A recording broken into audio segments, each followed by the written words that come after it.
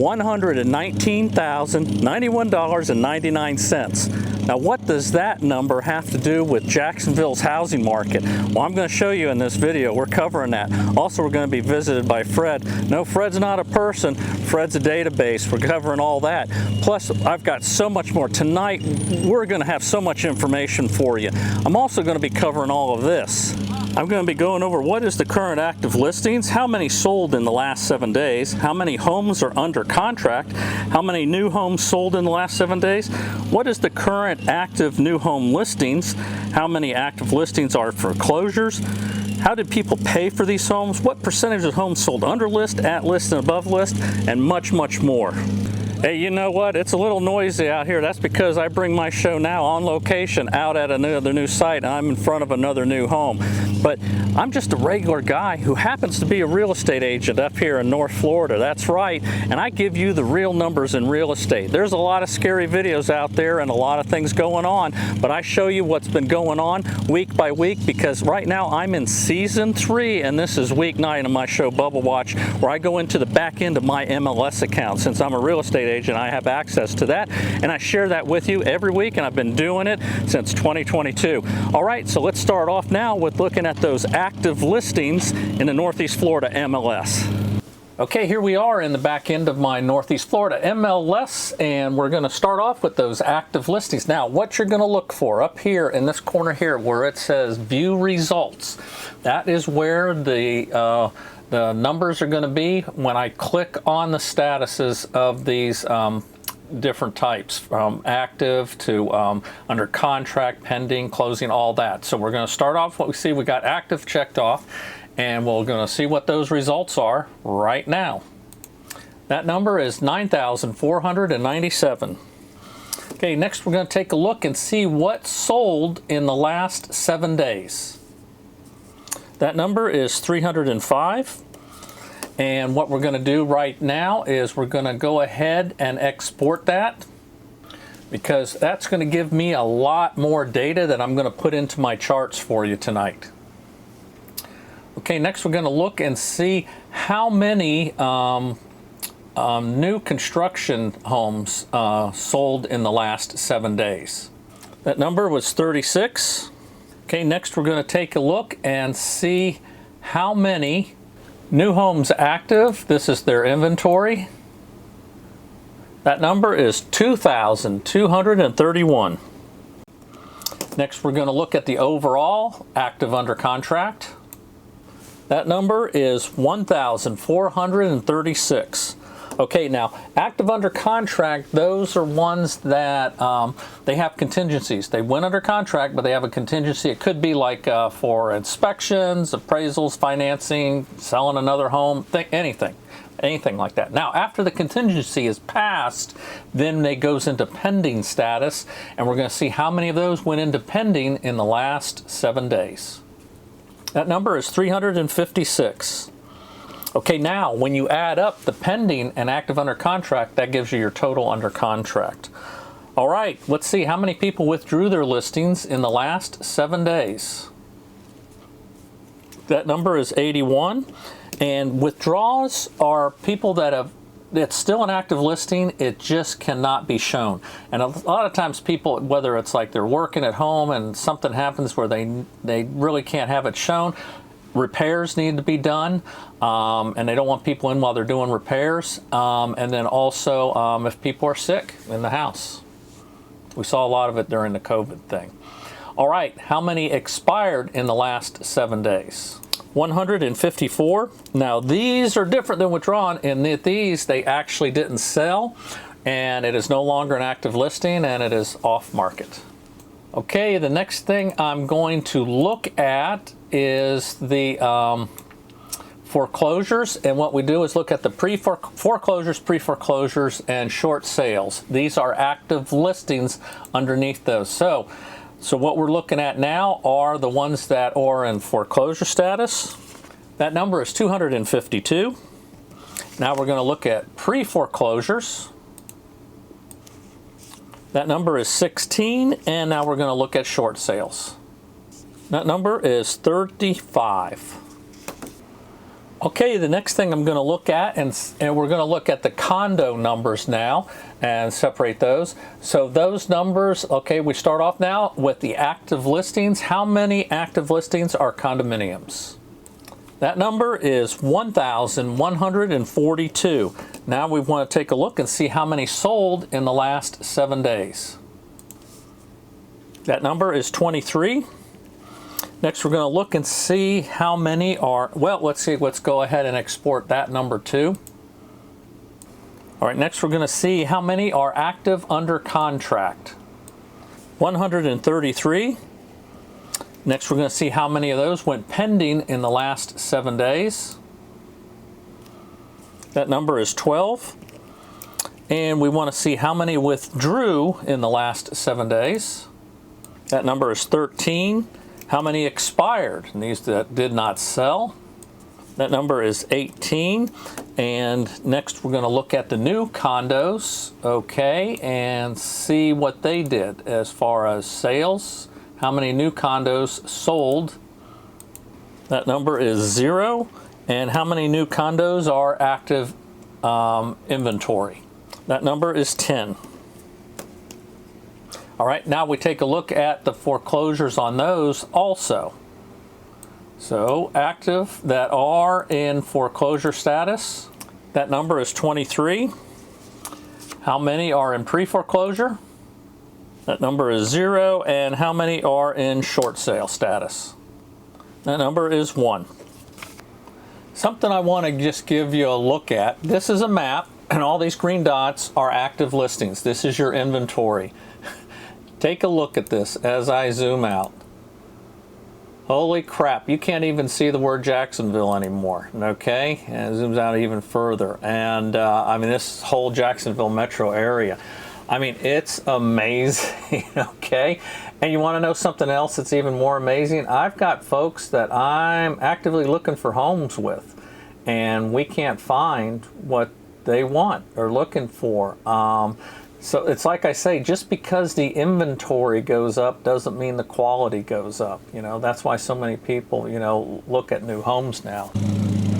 Okay, now I take all that data, okay, it's exported, it goes into an Excel spreadsheet. Looks a little bit like this, a lot of jumbled numbers. I clean it up and put it into my own Excel spreadsheet, which makes it easier to track so we can look at week by week and also year over year.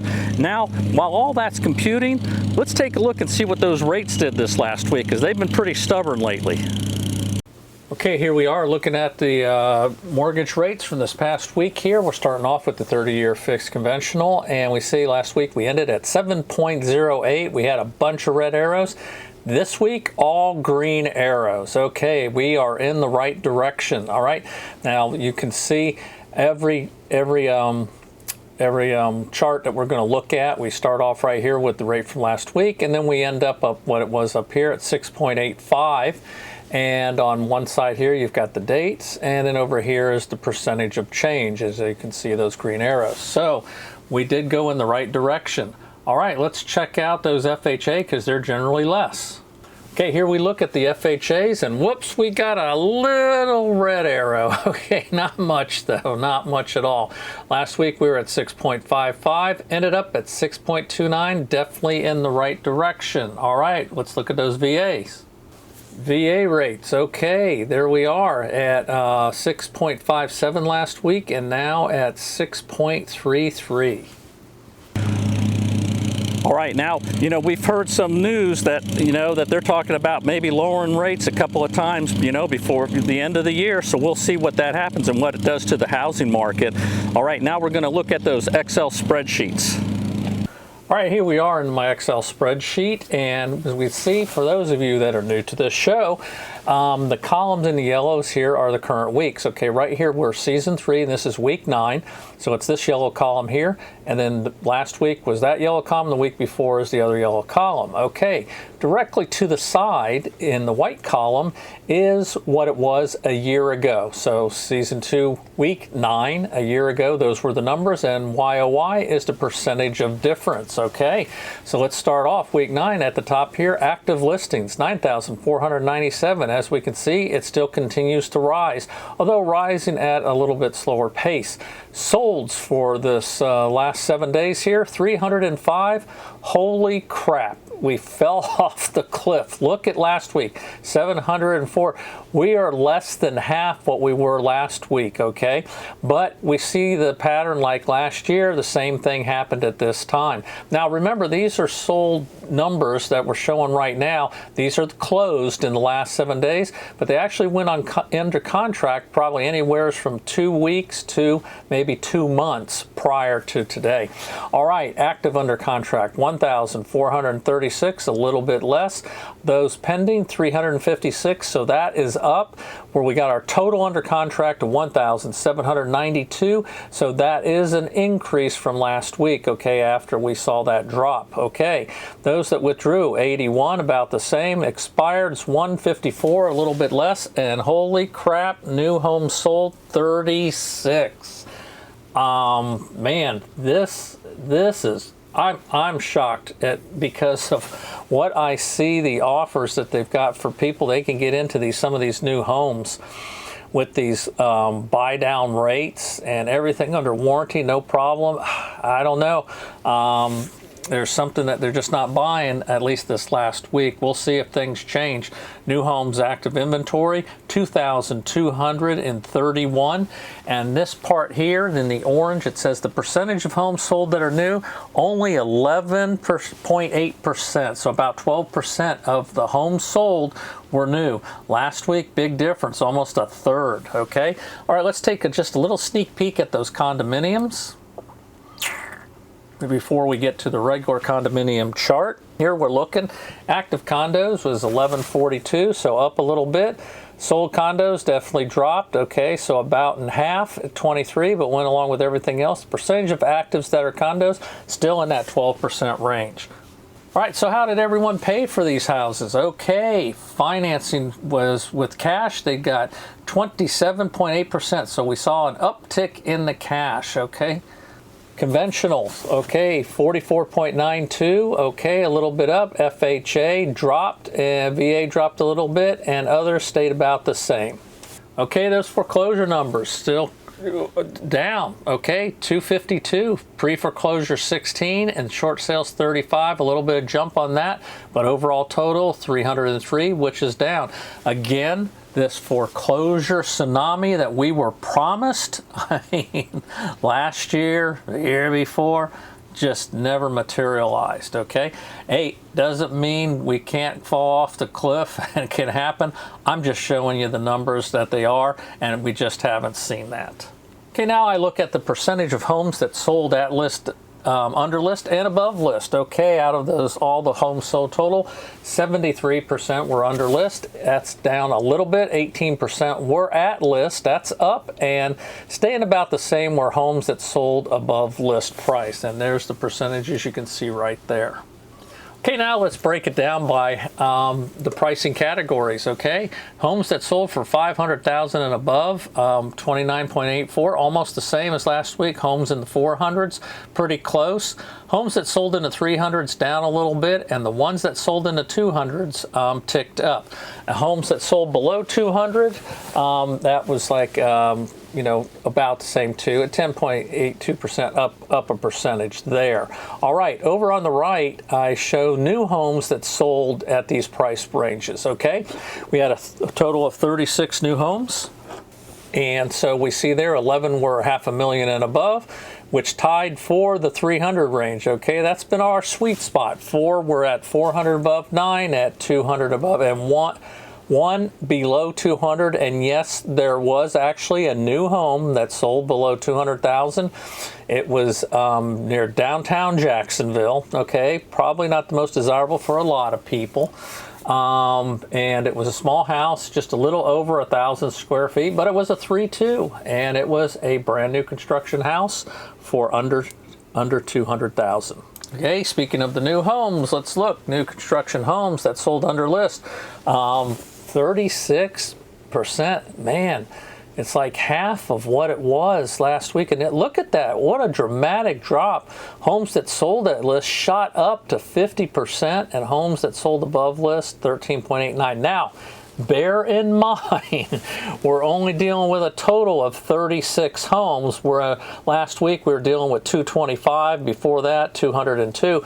So, you know, it looks like that, you know, the homes that is sold were the ones that list. So when we get back up there to, you know, around 200 homes, then we'll see, you know, how this shakes out. So I wouldn't take a whole lot with that this week.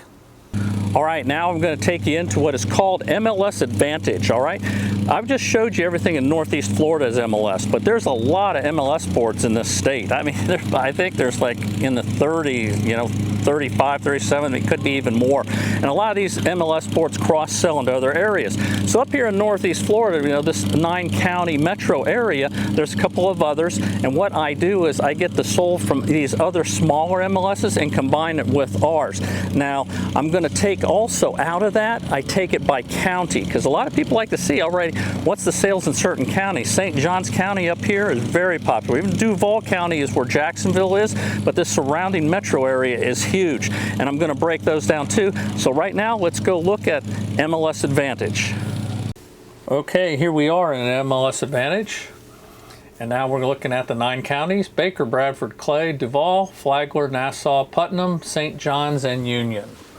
Okay, now we're going to hit the search button, and after that it brings us up to 665 properties. Okay, now we're going to put those counties into the Excel spreadsheet. Okay, here I break down those counties, you know, from the MLS Advantage, and we've got here week 9, we got 4 in Baker sold, and so that's up. Even though everything's gone down, they went up. Union went up, but Bradford took a big hit down to 2. Clay took a hit at 62. Nassau down 53. Duval County took a good hit down to 291. St. John's really got whacked, and St. John's, there's a lot of new construction in St. John's, okay? 156. Flagler, they do got some new construction too, a lot there. 63. Well, last week it was 186. Wow. And Putnam is the shining star, where they went up to 32 from 26 from last week. Hey, you know what? If you like the way I put this show together and how I formatted it, I'm not talking about whether you like the numbers or not, but how you like I do the show, give me a thumbs up. And if you want to be part of Bubble Watch Nation, then hit that subscribe button. I've got a lot more videos on my channel than just the market research. And also, buying or selling a home up here in the Northeast Florida area, give us a call at this number here, or you shoot me a text, or also you can hit me at this email. All right, you know what? Since the condo situation is so bad here up in Florida, a lot worse right now in South Florida than up here, I break down these condo numbers every week also. So I'm going into my Excel spreadsheets and just showing you quickly some condo numbers and see what's going on up here in North Florida with the condos. All right, here's the condo Excel sheets. I'm going to kind of run through these kind of quickly here to get through it, because we've got a lot of stuff to go over tonight. All right. All right, here, the main log for the condos. Okay, as you can see, here we are in the yellow column, the current week here, week 19 of the condos, okay? I started, that's why you see a difference for the week there, because I did start them a lot later, okay? So that was, so we're in week 19 with the condos of the first time with that. The other chart was season 3, you know, week 9, okay? So we've been doing that, you know, ever since 2022. All right, here we go. Active 1142, so we see it's increased some. Sold down 23, but that goes along with everything else, so we can't just blame it on condos. Active under contract 133, up a little bit. Pending down a little bit. Total under contract just dropped down by 1. Withdrawals 13. Expireds 18, so less, you know, so could the people be wanting more than people are willing to pay for condos at this time? Could be. New condos sold 0, and new condos active still 10. Okay, how people pay for those condos? All right, 47.83% cash, down a little bit from the last few weeks. Conventional also down. So somebody went up. Let's see, FHA went up a little, but the VA, you know, came through at 13%, where the last 2 weeks there was no VA loans. All right, you look over here on the side and I show you how many. There was only 23 condos sold, so we break it down. 11 were cash, 8 conventional, 1 FHA, and 3 VA. The foreclosure thing for condos is down a little bit too. 23 foreclosures down 1, 0 pre-foreclosures, 1 short sale for the total 24, which nets us that 1 down. Okay, sold under list, at list, and above list. 91% sold under list. Big drop for that sold at list, and sold above list. Okay, we had 1. Oh, there's, you see the numbers on the side, 21 under, 1 at, and 1 above. Okay, now again, you know, this is only 23 units, so when we got that few units, you you take it for what you want. All right, here we are breaking it down by the category prices. Okay, 500 or $500,000 and above, way down. Okay, way down. All right, 4.35%. Holy crap. In the 400s, 8.7, up a little bit. In the 300s, stayed pretty close to the same, a little over 17. Condos in the 200s. Over 39%. This is the biggie. Condos below 200, 30%. Okay, so that was a jump there. All right. Now, where did we see something similar like this? If you look at week 16, we see when the 500 and above hit was only at 8, and then the below 200 was 41. So we've seen this story before. And then on the side, you see the numbers, 1, 2, 4, 9, and 7 accordingly for the total of 23. As we've done for the last few weeks, nothing new with new, so we move on. Okay, because of the new law that's coming out that's saying that there's going to be a lot more accountability for these condo associations with maintenance money and having to keep reserve funds for repairs, especially starting the first of the year. And it's going to be condos that are 3 stories and above and 25 to 30 years old. Okay, so we start tracking. Now these are total stories of the complex, not the stories of the individual unit. So we just want to see, is there anything with, or is there more with the 1 and 2 story condos being sold than those that are 3 story and above because of the law? So I just kind of track this for grins, and we just see, here we are, week 19. You can see 4 of the condos sold were 1 story, 12 were 2 stories. And that has been the case there, that 2 stories. But look at, now it could be because there's less condos. We got to see how this plays out in the next couple of weeks. But look at the percentage drop between the 2, at 1 and 2 versus, 3 story, 4 story, 5 story, 8 story, and then 2 of them were at 17 story. Now again, because of the age of those condos, I do track and look at the age here, okay? So these are individual units, okay? And the stories are on the side there, okay? So we've got 4 of them that were 1 stories. 1 was in 1997, 1 was 2000, 1 was 1993, another was 1995, and then the 2020 was a 2 story. So I'm just gonna scroll down this and let you check it out, and you can pause the video as you see fit.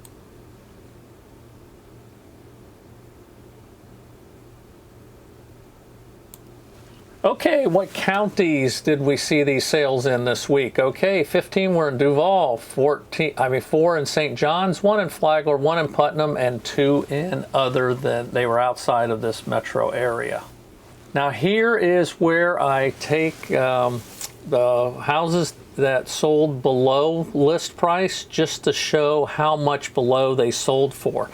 Now, that first one, that obviously is somebody that screwed up an entry. My guess is that it was started out at $229, the original list at $777. It probably sold for $215,000, okay, instead of $215. So that's a screw up. So, but you can kind of figure it out yourself. But look at the rest. The rest were entered right, and it gives you an idea of how much below list price these condos sold for. All right, now I'm going to go ahead and show you what that $119.91.99 was all about, and how it pertains to Jacksonville up here. All right, and also we're going to take a look at see what Fred has to say. All right, here we are. We're on a site, HSH, okay? Now, these people here provide data for mortgages and things like that. So what we're showing here is the income you need to purchase a medium-priced existing home for the first quarter of 2024. That's when these were. And they also include in that principal, interest, taxes, and insurance payments, okay, based on a metro area. All right, as you can see right here, they list the metro areas, the 30-year fixed rate mortgage. Now, this is the average from the first quarter, okay, that's why you see that percentage. The median home price, the home price change from a year ago, the income needed with 20% down, and the income needed with 10% down. All right, so right here we're at Jacksonville, where you can see that the median price was $390. Okay, now that's the metro, not the city.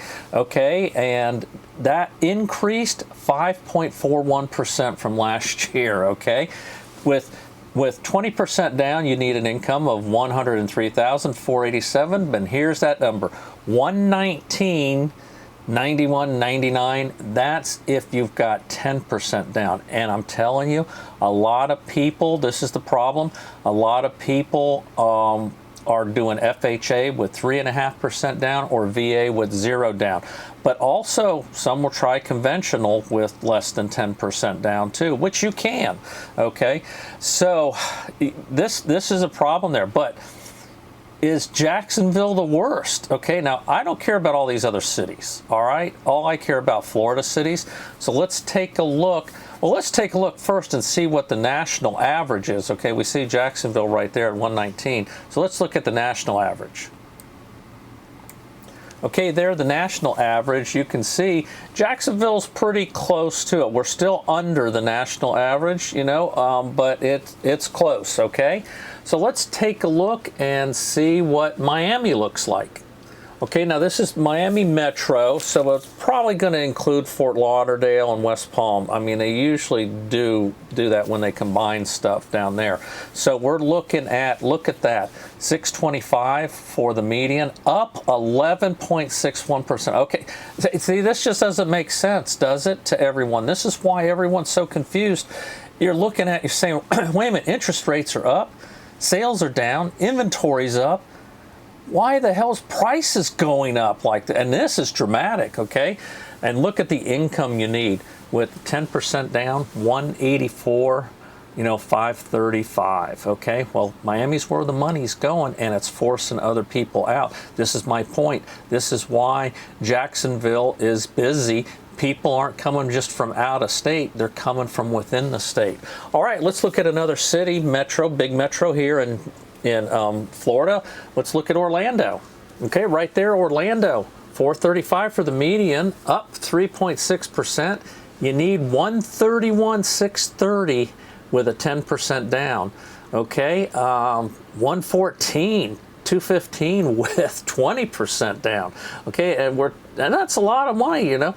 I mean, 10% down, you're like 40 grand, you know. 20%, 80 grand. Who's got that? You know, there we go. That's the problem. But again, people are being forced out of line. I've talked to many people when I'm out there videoing in some of these like new construction communities. Where are you from? And they're the ones that are within the state.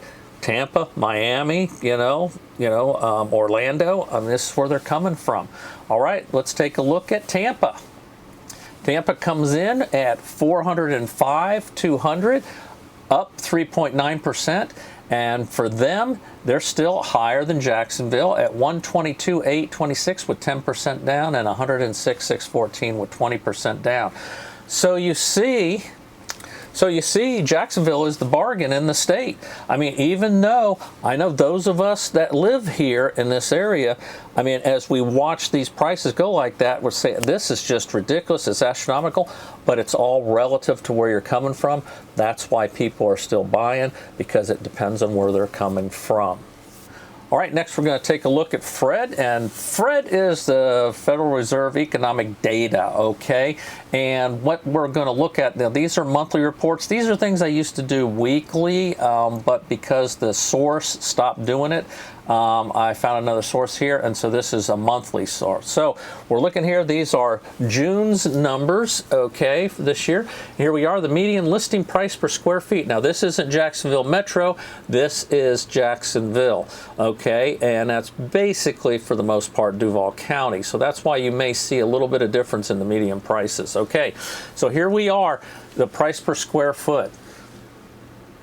Over it here for June, $229, okay? You can see right there. Now, right here, we were at, last year we were at $234, so it is down a little bit. But look at that, I mean, look at the graph there. It's kind of, you know, just stayed at the top there, all right? Now, everyone's dream year, okay, is 2019, all right? Here we are, June of 2019, 149, okay? Look at that climb, okay?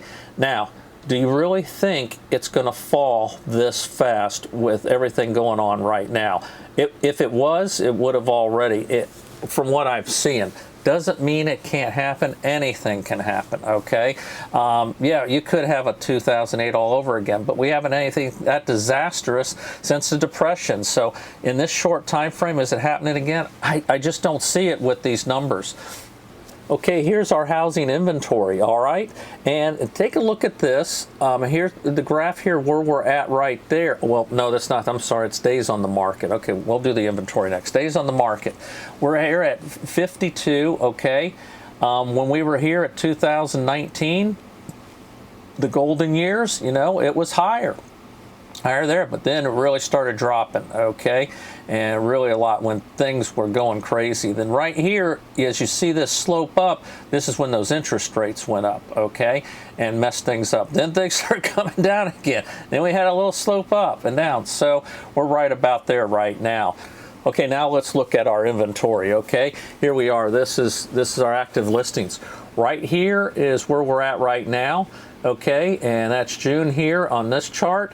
And if you look, let's look at the dream year and 2019, scoot over June there, look where we're at. We're really basically where we were in 2019, okay? 2019, but we're not at 2019 prices or a 2019 scenario at all, or 2019 interest rates, but our inventory is the same. Yes, the inventory is going up, but isn't it funny when you look at this graph, we're the same. And look how, this is the problem. Look how this graph pretty much is up in this area all the way from 2017, all the way there, all the way, you know, through 2019 for the most part. Then, of course, when everything went nuts, that's when it took this steep drop, okay, all the way down here. Inventory's nothing. Well, you know what? Look, it's taken all this time right here to get back up to 2019.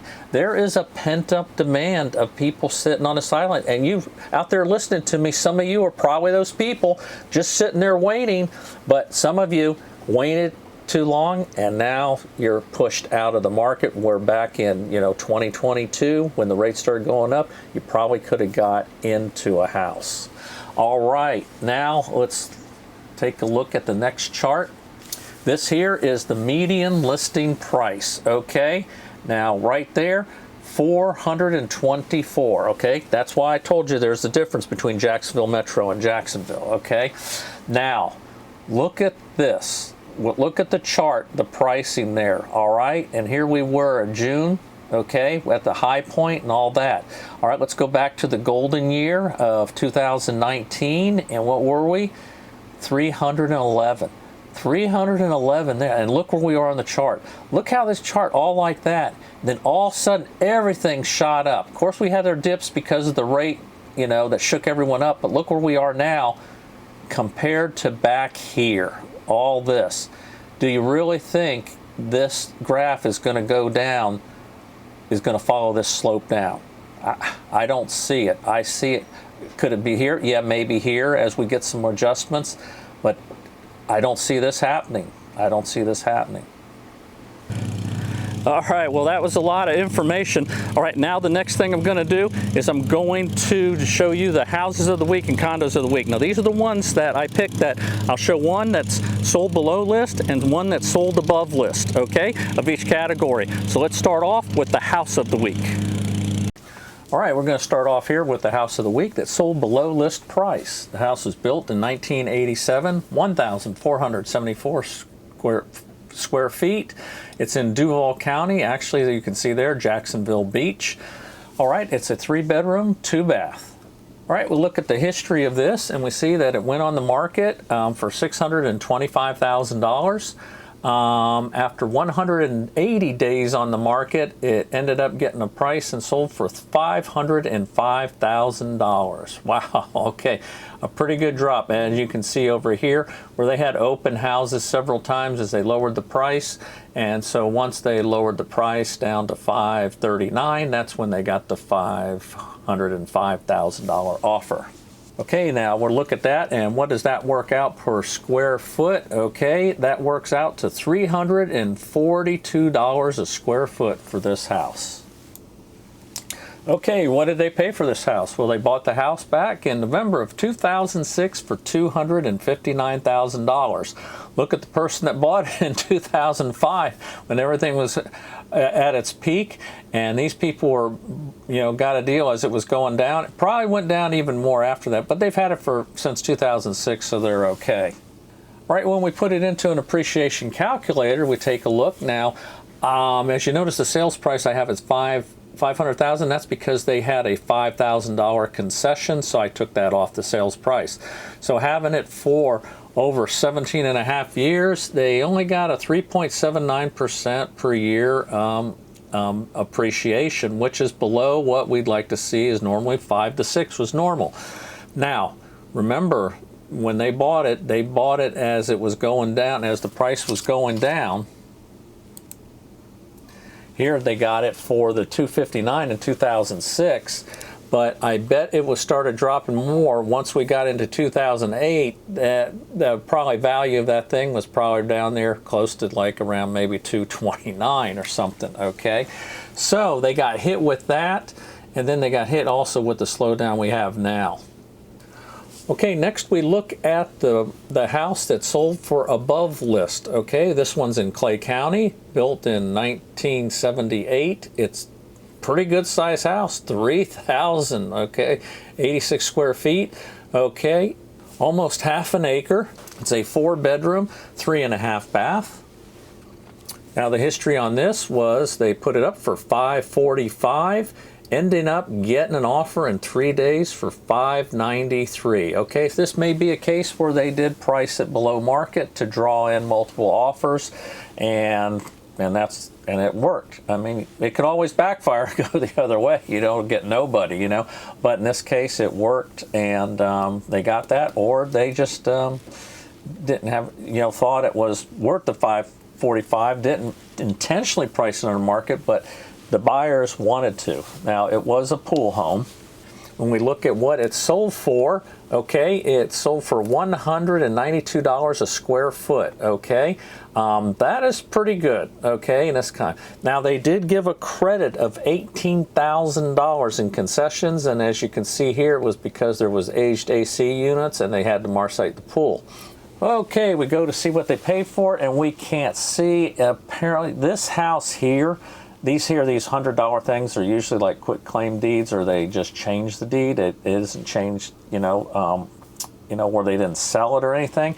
This could have been in the family since it was new. I looked back over the tax records, and at least I saw it go 10 years back, and it was the same person that owned it. So it's been a long time it's been in the family. So because of this, we don't have an appreciation calculator on this one. All right, now we look at the condo that sold below. All right. This here, we had, let's see, built in 2000, okay, in St. Johns County. It's a total stories is 2, okay, so it's under that 3. And you can see it's over there, St. Augustine Beach, all right. Just a little over 1,000 square feet. Now, over here we look at, on the condos, we look at those monthly association fees. Here it's $345. Wow, that's still low compared to some of them, what they've been. Still think about it. You're like over $4,000 a year in fees plus your taxes, you know, to live in the condo. Okay, we look at the history on this. You see where they started out at $318,900. Okay, was on the market for 43 days and they took an offer of $280,000. Now you see right below it, that is what they paid for it. That was the last time this closed. They paid $175,000 back in 2020. Okay, we put that into an appreciation calculator, and just under 4 years they've had it, 12.59%. Okay, so they actually did pretty good on this condo, considering the situation with condos and all. Again, it's a 2-story, and so would that have something to do with it or not? But they still definitely got their money out of it.